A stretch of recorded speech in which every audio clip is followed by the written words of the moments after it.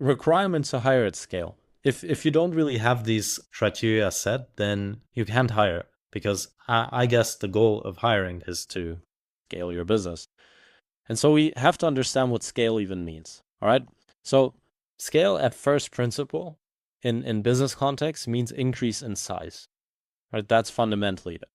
And if you want to hire to rapidly grow the business, then you need proper systems supporting that increase in size, which means you need a proof of concept sales system that works at a small scale, right?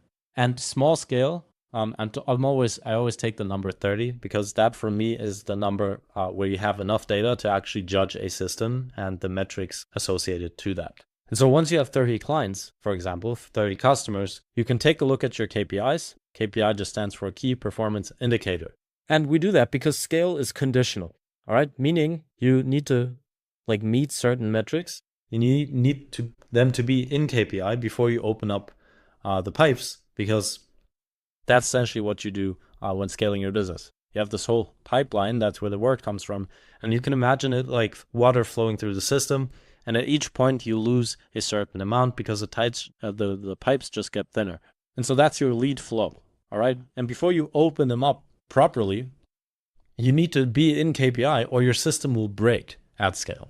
So you need to have booked at least 100 appointments with your offer, a 2.5% appointment booking rate for any outbound system that you have, meaning from lead to booked, 70% show up rate ideally on 100 plus appointments, and a closing rate from showed to closed won of at least 15%.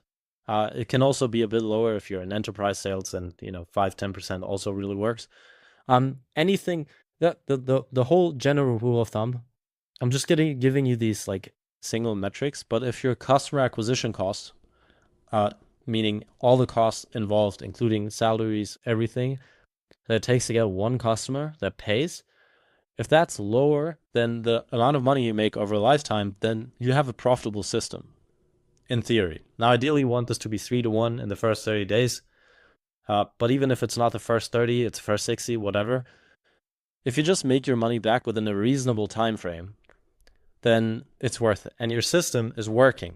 Okay, so even though maybe your show up rate is lower, but your acquisition cost is still in a green area, then you don't need to change anything because you have a running system. Okay, but if let's assume these metrics are true, you can safely just double your sales team size without everything breaking. Okay, and this obviously means that profit margins need to be healthy, low refund rates, so on and so forth, because you're going to be paying commissions to these salespeople. So if you constantly have to give money back, then this doesn't really work. But I guess that's obvious. Just wanted to put this in here. And if you try to hire a lot of people without these things being in check, then you will only create more problems. And that's because problems scale with size exponentially. So if you double the size, your problems will 4x. Okay, if you 4x the size, your problems will increase by 8 times, and so on and so forth.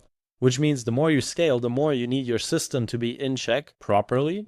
Otherwise, everything will just break. It will be a big mess. Then you need to hire, and people are going to leave, and then you're just going to burn a bunch of money. Profit margin will go down. Everyone's unhappy.